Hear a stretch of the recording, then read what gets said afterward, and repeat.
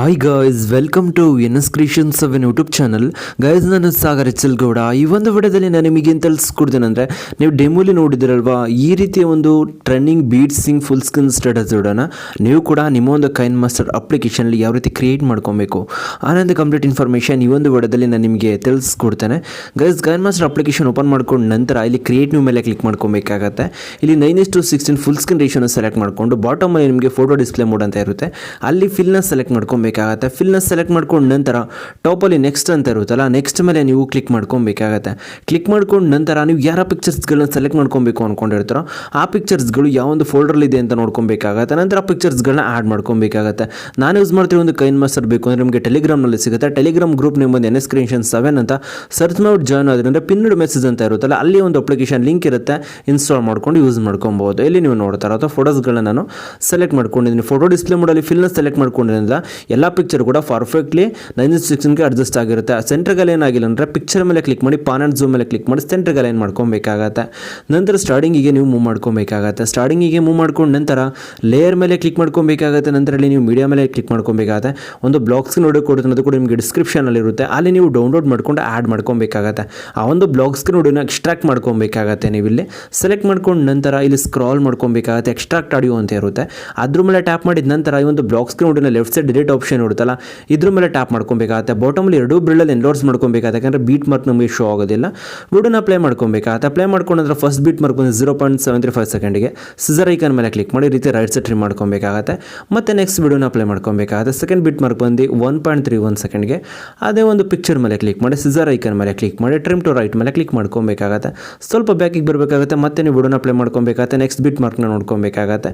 Next beat mark ಬಂದು 1.92 ಸೆಕೆಂಡಿಗೆ scissor icon ಮೇಲೆ ಕ್ಲಿಕ್ ಮಾಡ್ಕೊಬೇಕಾಗತ್ತೆ. ರೈಟ್ ಸೈಡ್ ನೀವು ಟ್ರಿಮ್ ಮಾಡ್ಕೊಬೇಕಾಗತ್ತೆ. ನಿಮಗೆ ಬೀಟ್ ಮಾರ್ಕ್ನ ಹುಡ್ಕೊಳ್ಳೋಕೆ ಬರುತ್ತೆ ಅಂತ ಅಂದರೆ ನೀವು ಬೀಟ್ ಮಾರ್ಕ್ನ ನೋಡ್ಕೊಂಡು ಆ್ಯಡ್ ಮಾಡ್ಕೊಬೋದು. ಬಟ್ ನಿಮಗೆ ಬೀಟ್ ಮಾರ್ಕ್ನ ನೋಡ್ಕೊಳ್ಳೋದಕ್ಕೆ ಗೊತ್ತಾಗ್ತಿಲ್ಲ ಅಂತ ಅಂದರೆ ಇಲ್ಲಿ ಟೈಮಿಂಗ್ಸ್ನ ನೋಡ್ಕೊಬೇಕಾಗತ್ತೆ.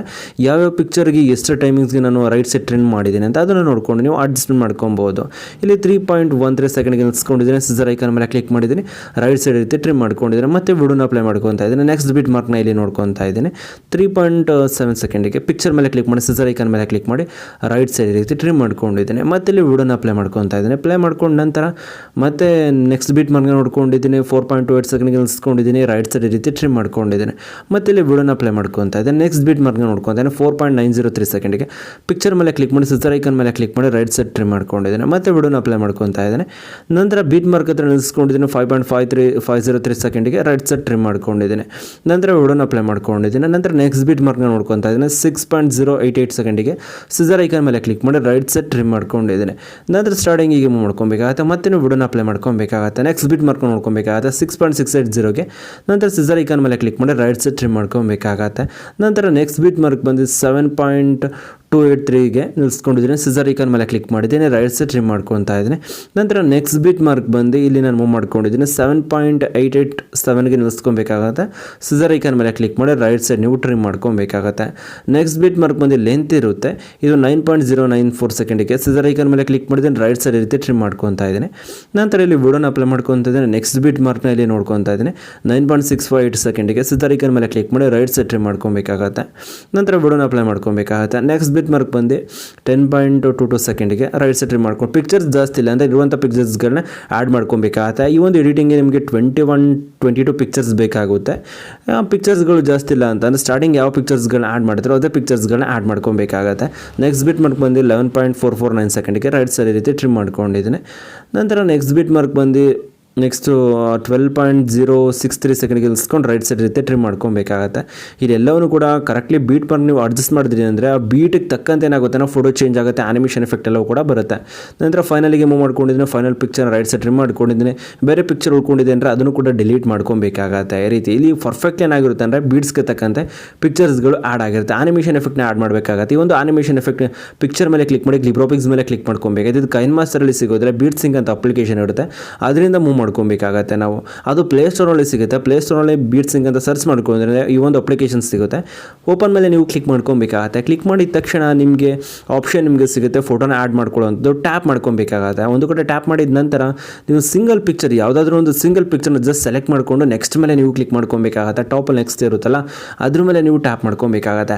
ಟ್ಯಾಪ್ ಮಾಡ್ಕೊಂಡು ನಂತರ ನಿಮಗೆ ಸ್ಟಾರ್ಟಿಂಗ್ ಅನೇಕ ಕ್ಲಿಬ್ರಾಪಿಕ್ಸ್ಗಳು ಸಿಗುತ್ತೆ. ಇದನ್ನು ನೀವು ನೋಡೋಕ್ಕಾಗುತ್ತೆ ಅಂದರೆ ರೈಟ್ ಸೈಡಿಂದ ಲೆಫ್ಟ್ ಸೈಡಿಗೆ ರೀತಿ ಮೂವ್ ಮಾಡ್ಕೊಬೇಕಾಗತ್ತೆ.